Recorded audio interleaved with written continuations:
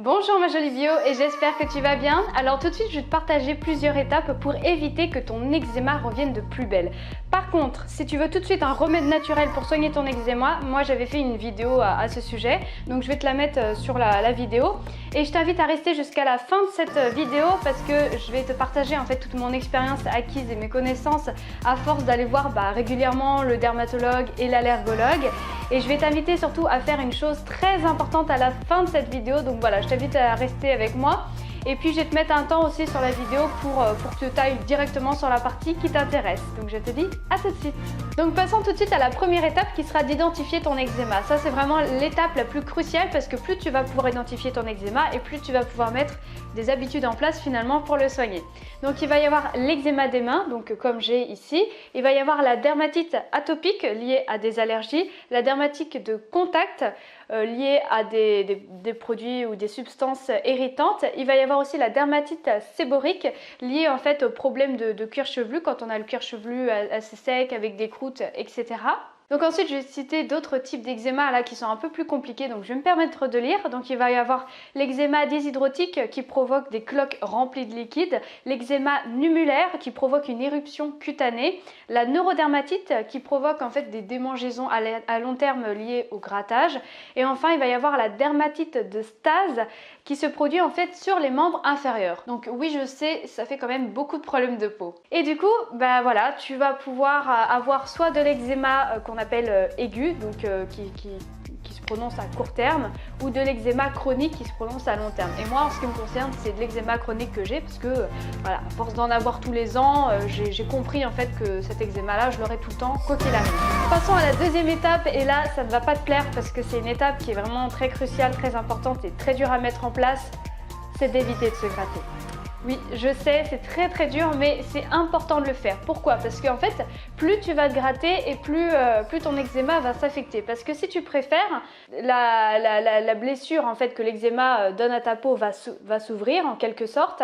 Et en fait, tu as toutes les petites bactéries qui vont venir, qui vont se dire « Ah chouette, un nouveau logement » et hop, elles vont rentrer là-dedans et du coup ça va s'infecter encore plus et voilà, le but c'est pas que ça s'infecte mais c'est que ça se soigne. Du coup la seule solution que je peux te donner à ce niveau-là, c'est que si tu as vu ton dermatologue au préalable, c'est de mettre ta petite crème pour éviter de te démanger. Donc après voilà, je te recommande si tu vas le voir de demander une crème sans cortisone parce qu'en fait ça peut avoir des effets néfastes secondaires à long terme. Et il existe maintenant heureusement des petites crèmes sans cortisone avec, à base de cire d'abeille et puis avec d'autres actifs un peu plus chimiques mais en tout cas moins néfastes que la cortisone. Dans la troisième étape, je te propose en fait de réduire tes allergies et ton inflammation. Alors à savoir que ça peut être dû à plusieurs facteurs, ça peut être dû à ton alimentation, ça peut être dû à des facteurs environnementaux. Quand je parle des facteurs environnementaux, ça peut être dû à la pollution, au pollen, à la poussière, à la moisissure aussi, parce que moi je me rappelle que dans mon ancien logement j'avais eu de la moisissure sur mes murs et j'ai appris en fait par la suite, et même un autre locataire avait eu en même temps que moi de l'eczéma. Voilà, j'avais eu encore plus de crises d'eczéma suite à la moisissure.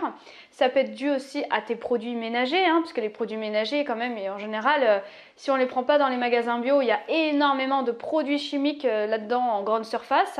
Et puis ça peut être dû bien sûr aux produits de beauté, tout ce qui est substances allergènes, irritantes et j'en passe. Du coup, moi ce que je te propose de faire déjà, c'est de noter tout ce que je vais te dire parce que là il va y avoir beaucoup de choses. Donc il faut éviter absolument tout ce qui est savon dans tes produits de beauté pour te laver. Le savon, ça ne doit plus rentrer dans ton vocabulaire maintenant parce que le savon, finalement, ça bouffe la peau quand même, ça décape la peau. Et moi, ce que je fais, donc après, voilà, j'ai pas non plus la solution infuse, je te partage mon expérience et ce qui fonctionne sur moi. Après, libre à toi de choisir. Moi, j'utilise en fait la crème de douche de chez Velleda, donc j'en utilise deux, donc soit celle à la lavande, soit celle pour peau sensible. À savoir que les crèmes de douche de chez Velleda, il y a quand même un petit peu d'alcool et il y a quand même des huiles essentielles. Après, moi je sais que, moi qui ai la peau très sensible, la crème de douche, c'est exactement ce qui me convient.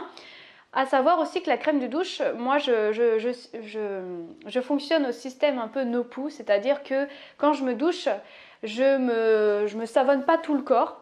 Je me savonne uniquement en fait certaines zones de mon corps, donc les parties intimes, les aisselles, voilà, vraiment ces petites zones-là. Aussi, quand tu vas sous la douche, passer le moins de temps possible parce que j'ai appris avec mon dermatologue qu'en fait l'eau détruit la peau, donc il faut passer au moins 5 minutes sur la douche, puis en plus de ça c'est plus écologique, et au niveau de la température de l'eau, il ne faut pas que l'eau elle soit trop chaude non plus. En termes de lessive, je voulais te partager celle que j'utilise actuellement. Donc c'est l'arbre vert qui est au savon végétal. Donc là c'est différent, il y a du savon, mais bon, à un moment donné il faut bien que ça lave les vêtements. C'est du savon végétal qui est hypoallergénique, qui est idéal même pour les petites peaux sensibles. Et j'ai appris aussi avec le temps qu'il ne faut pas mettre d'adoucissant dans ta lessive, parce que je pensais qu'on pouvait mettre de l'adoucissant, mais non, il faut vraiment s'en tenir qu'à ça. Je voulais te dire aussi que si les crèmes de douche de chez Velena ne te conviennent pas, tu peux utiliser l'huile lavande de chez La Roche-Posay, qui est aussi très bien et qu'on trouve en parapharmacie. Aussi, je voulais te parler de ça que j'ai découvert il n'y a pas longtemps, donc je vais te montrer comment ça se présente. C'est une crème hydratante, voilà, au confré et à la calendula. Donc je vais te faire un petit zoom. Donc c'est la crème hydratante de chez Paille que j'ai découvert chez Vegan Mania, qui est vegan, non testé sur les animaux, qui est un petit peu excessive. Il me semble qu'elle est à 27 ou 30 €, je ne sais plus exactement. Mais en tout cas, la chose qui est hyper importante après la douche, c'est de bien s'hydrater le corps avec une crème hydratante, ou avec, enfin pour le corps, ou avec du beurre végétal, une huile végétale au choix. Donc ça peut être le beurre de karité aussi qui est très bien. Alors par contre, l'erreur moi que j'ai fait avec le beurre de karité, c'est que je mettais beaucoup trop de couches de beurre de karité. Et le problème, c'est que c'est tellement gras, tellement riche en acides gras saturés, que du coup parfois ça peut produire l'effet inverse. Donc voilà, moi le beurre de karité en ce moment j'ai un petit peu stoppé, et je me suis vraiment plus tournée vers cette crème hydratante qui à mon sens est vraiment très bien. Et au niveau de la composition, eh bien, on va avoir du beurre de karité, on va avoir certaines huiles végétales, et on va avoir l'extrait des extraits de fleurs, dont l'extrait de calendula et de comfrey. Par contre, voilà, on peut y retrouver un petit peu d'alcool. Je tiens quand même à le préciser. Mais en tout cas, moi qui ai la peau très sensible, je sais que franchement, je tolère super bien cette crème hydratante. Donc je te mettrai le lien dans la description si ça t'intéresse. Ensuite, il faut savoir que les peaux à eczéma détestent le froid. Alors du coup, quand il fait froid, il faut vraiment que tu protèges ta peau au maximum.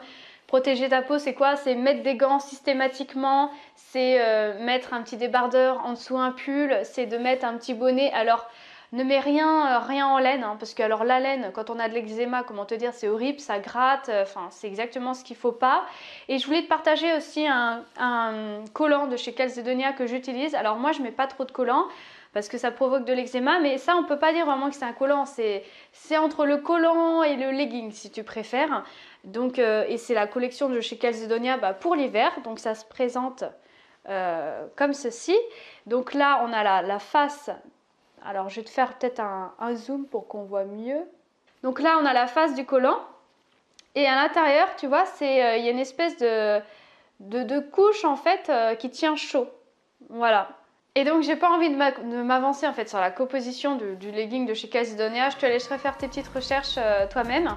Mais voilà, là je te partage vraiment mon expérience avant tout. Encore une fois, je n'ai pas la science infuse, hein, j'ai pas la vérité absolue, mais en tout cas, je sais que le fait de mettre ça sous mes pantalons, ou de mettre des leggings sous mes pantalons, et ça me tient vraiment chaud aux jambes, et j'ai pas du tout d'eczéma aux jambes. Ensuite, dans ton alimentation, il faut absolument éviter tout ce qui est additifs synthétiques et conservateurs.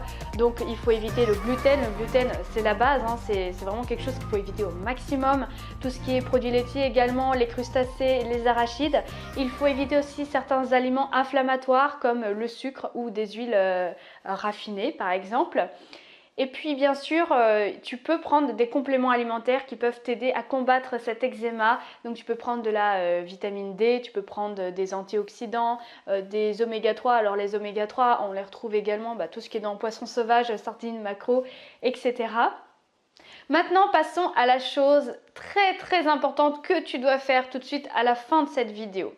En fait, ce que tu dois faire, c'est de noter au fur et à mesure, dès que tu as une poussée d'eczéma qui arrive, de noter à quoi ça peut être dû. Donc tu peux noter ça soit sur ton carnet ou sur ton calendrier. Par exemple, moi je sais que hier en fait j'ai voulu couper un citron pour mettre du jus dans le plat, et puis le jus est tombé sur mon doigt, et là tout de suite j'ai eu une éruption en fait d'eczéma. Du coup maintenant voilà, je sais que tout ce qui est agrumes c'est mauvais pour mon eczéma. D'ailleurs je me rappelle qu'une fois j'avais utilisé aussi un gel douche à base d'agrumes. Et ça, pareil, ça m'avait donné de l'eczéma sur tout le corps. Et voilà, ce que j'ai fait, c'est que j'ai noté en fait dans mon carnet, source numéro 1 d'eczéma, agrumes. Et voilà, et plus tu vas pouvoir identifier au fur et à mesure, et plus à ta manière, tu vas pouvoir combattre ton eczéma en évitant certains aliments ou certaines habitudes que tu fais au quotidien. Donc voilà, j'espère que cette vidéo t'a plu. Si elle t'a plu, laisse-moi un petit pouce bleu, ça me fait toujours autant plaisir.